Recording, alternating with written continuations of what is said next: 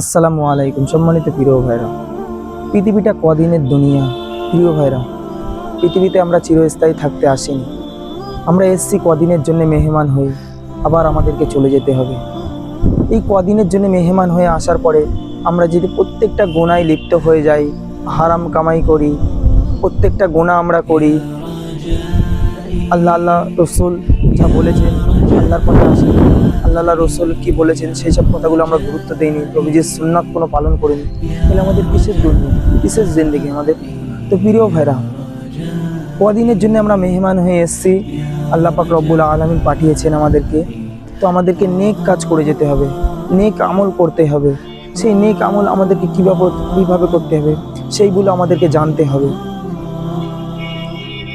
তা আমাদেরকে প্রিয় ভাইরা সর্বপ্রথম হচ্ছে 5 ওয়াক্ত নামাজ কালাম জামাতের সঙ্গে আদায় করতে হবে। 5 ওয়াক্ত নামাজ কালাম একদম আমাদের জরুরি, একদম আমাদেরকে 5 ওয়াক্ত নামাজ কালাম আমাদেরকে পড়তেই হবে। তো প্রিয় ভাইরা, আমি আপনাদেরকে এই কথাটাই বলবো যে 5 ওয়াক্ত নামাজ কালাম আপনারা জামাতের সঙ্গে পড়ুন, পাবন্দির সঙ্গে পড়ুন। এবার নামাজ থেকে দূরে সরে যাবেন না। 5 ওয়াক্ত নামাজ কালাম জামাতের সঙ্গে পড়ার সকলেই আমরা যেমন চেষ্টা করি, সকলেই বলি আল্লাহুম্মা আমিন।